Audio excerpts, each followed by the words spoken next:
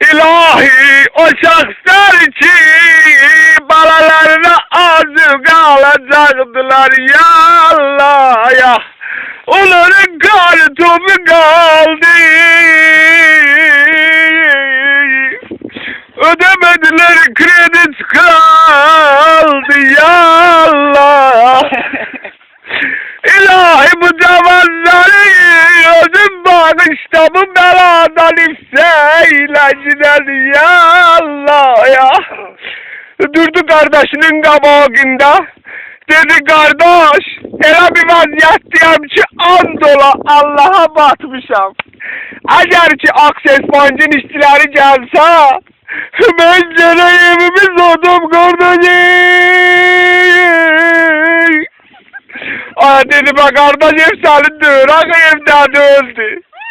Senin hiç satmak evinde yoktu, malında yoktu. Her ay gel kardeşim.